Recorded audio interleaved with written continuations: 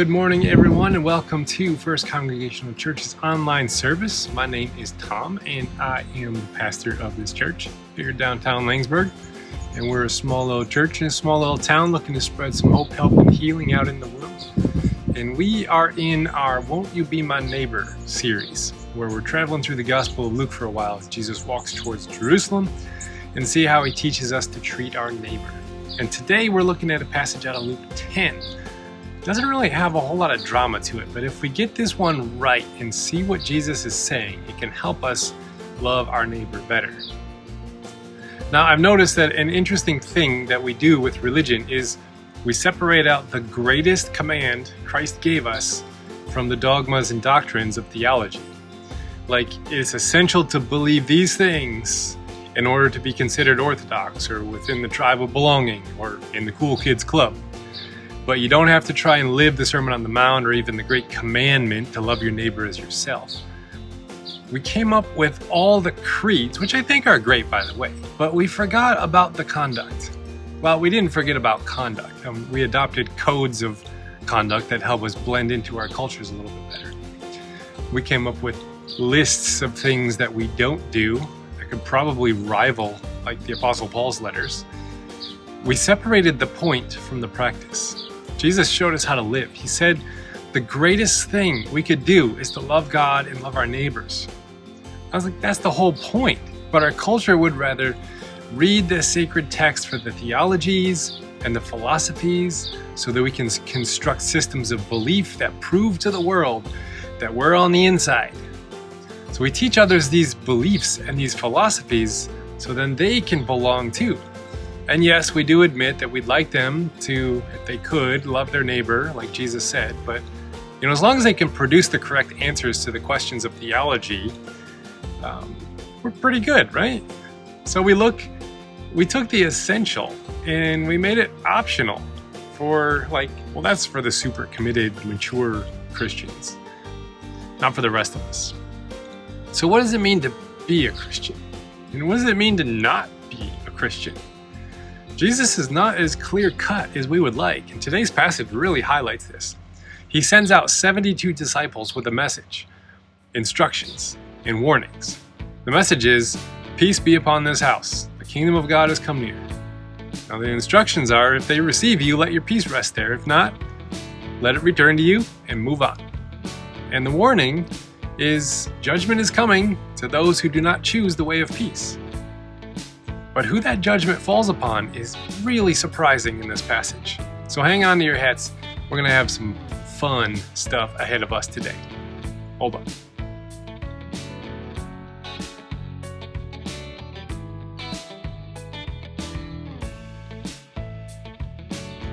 So if someone asked you for $1 million to make the whole world right, would you give it to them? I think the majority of humans on this planet would say something like, yeah, but I don't have $1 million. If I had it, I'd do it. The desire to give $1 million away to make the world a better place is high, but the ability to do so, low, because we've run into a law of nature. You can only give away something that you have, no matter how you feel about it. This is the first lesson of today's passage. This passage is really undramatic. Nothing flashy or fancy going on in the history and the culture. Nothing super interesting in the original languages. Jesus just picks 72 of his followers to go out in pairs to places he intends to go. That's 36 places, by the way, because they're going out in pairs. So he commands them, when you enter a house from the city, declare, peace be upon this house. Well, that's interesting. What would that mean, to declare peace upon a house? The word peace is not merely an absence of conflict, it's a presence of wholeness, an inner integrity that displays itself in an outer peace. It's an overall well-being and flourishing of an individual or group. It is also the intended goal of a created thing. It is you and us living at our most healthy, healed, whole, fearless selves with authenticity. When I was a younger person of faith, I would go into downtown Ann Arbor in Michigan here with gospel tracts, in attempts to convert people by convincing them of theological truths that I believed in. And then I used this passage as my paradigm of evangelism. I'm being sent out into the unbelieving world full of wolves and threats and dangers. I'm part of a select few who have information most of the world doesn't have, and I can save them. I had this strong desire to make the world a better place, but I was far shy of the $1 million I wanted to give out. I did not possess what I was trying to give away. Peace. I had maybe like $20 worth of information containing a trifold glossy printed brochure. Like I was selling encyclopedias to earn my way through college or something. But I was attempting to find what I was pretending to give away. That's the thing here. I was hoping that my religious endeavors would make me significant, holy, mature, confident.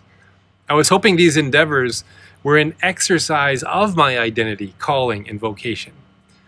But really, when it came down to it, they were attempts to find those things that I did not have. Now, I had zeal and passion, and then I tied that to ideology and information. But this does not equate to something authentic and real. It's not something flowing from the deeper grounds of my very being. It is not holiness, as it would be traditionally defined. You see, we tend to treat other people the way we perceive God is treating us. And then we place expectations upon others that we perceive God has placed upon us. And we long to convert people into the ideal versions of ourselves we think God is asking us to become. At the end of the day, we're really not giving away something we have, but impersonating who we think we ought to be. And this is not peace, nor can it lead to peace.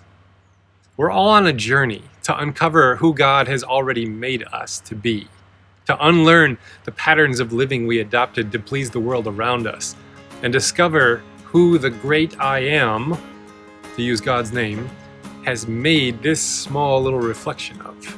This is faith expressing itself in love, and is the essential being around which our faith rotates.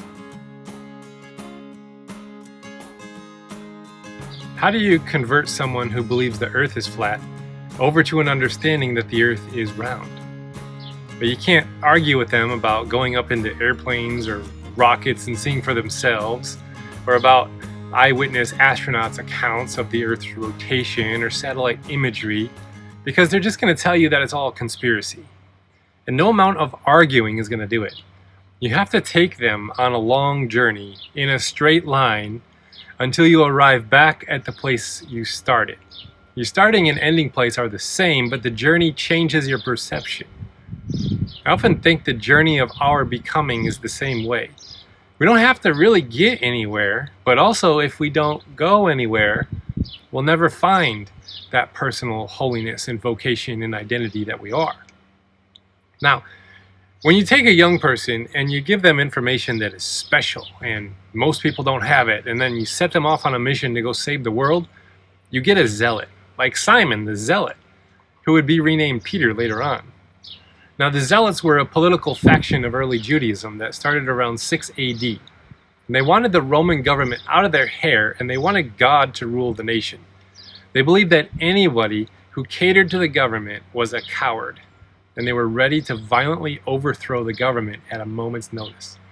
They carried swords, and they had them on themselves for such occasions. Now, if you remember the story where Simon cut off the ear of the guard who came to arrest Jesus at the crucifixion, right? He was ready. He had his sword ready to go. Now, while many of the Jews during this time were not ready to take up arms against the government, they still didn't have a soft spot for Romans. They didn't like them. Now, when Jesus taught the people, love your enemy, he was saying something absolutely radical to folks who had zero compassion for their enemies because they were their oppressors.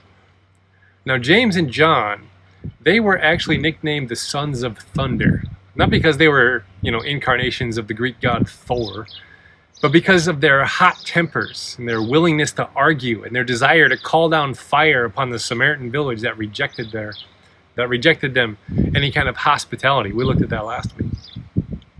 Now, Jesus is trying to make the sons of thunder into the sons of peace. Jesus said, if there's a son of peace that lives here, your peace will rest there. If not, it will return to you. Either way, say the kingdom of God is drawn near.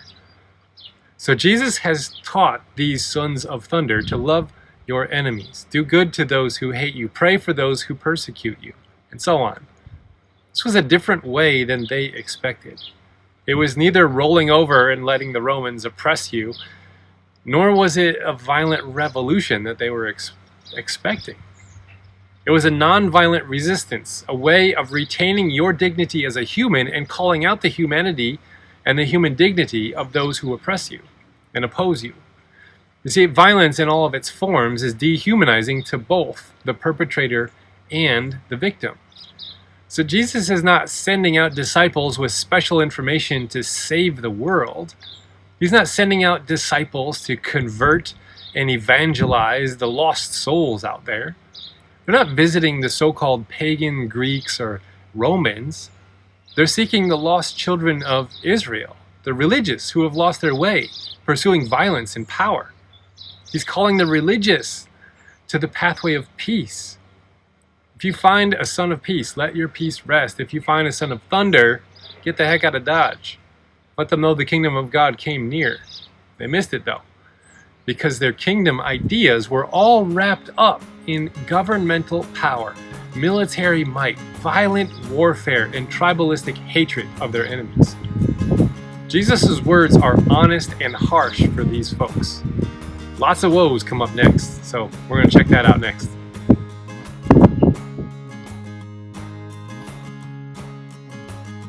Okay, I grew up in Detroit, just a few miles from the city line. I lived right off 8 Mile in Grand River for the first part of my childhood.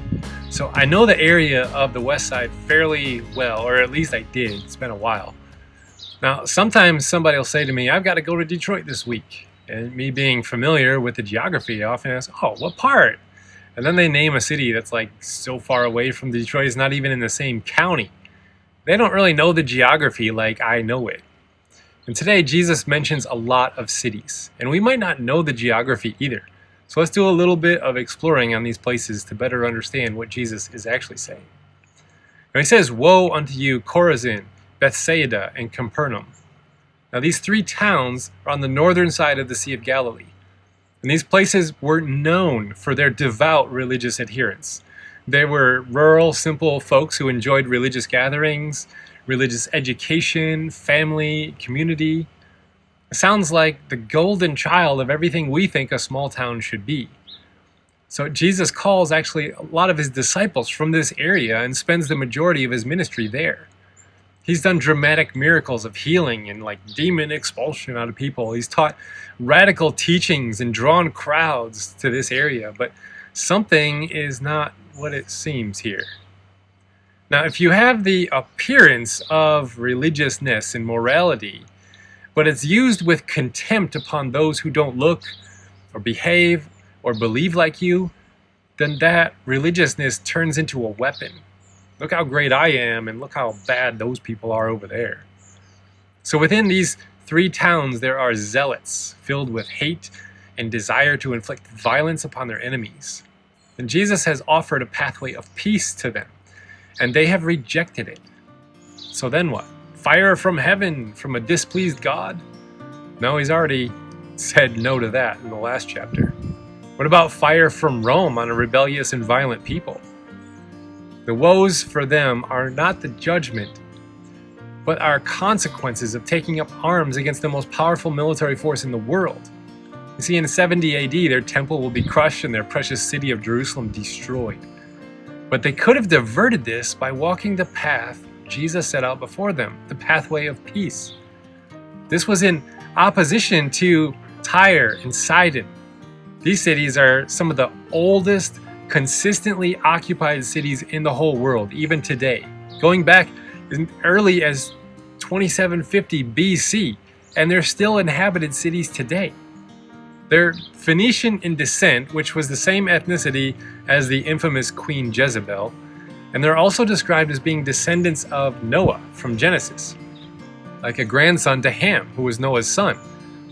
His father was Canaan, who we all know were militarily conquered by the armies of Joshua when they took the land of the Canaanites, also known as the Promised Land. So clearly we know who the good and bad people are, right? The adherent religious folks of Galilee, or the pagan folks of these coastal, Hellenized Greek cities. Easy pick. Or is it? Jesus wants to save us from the pits of our own making, caused by the contempt-filled hatred we have for our fellow humans. Hate multiplies hate. Violence births violence. But peace, that is something that can't be argued with, or fought, or destroyed. Those things only happen in a vacuum of peace. Much like darkness happens when you turn off the lights. You don't turn on the darkness. Violence and hatred are not things of substance and power. They are voids of emptiness when peace is not present. So if you are a child of peace, violence and hatred cannot occupy your space, and you are free to love your neighbor.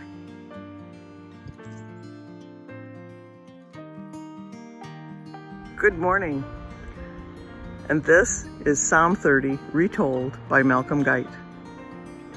He gives us too a voice to sing his praises, so much more because we were brought low, that we might know we have a God who raises up the lowly. Riches made us slow to love you, slow to turn to you in praise, but sudden loss and crisis made us know our true dependence on your love.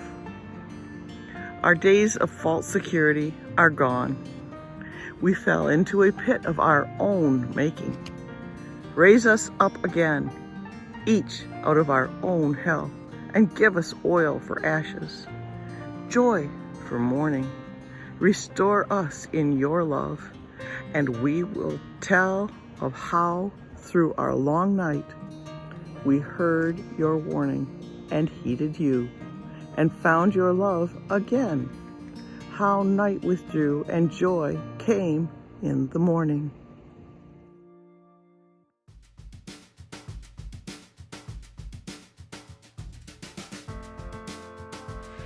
Now, if you found this service helpful and you identify with the spirit of the teaching here and want to be a part of our community, there's some ways that you can help partner with us. You can like our page on Facebook or Instagram, or stay tuned to our YouTube page, and all these have all of our online material on there.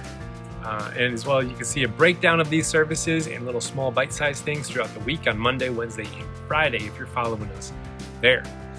So you can check things out there.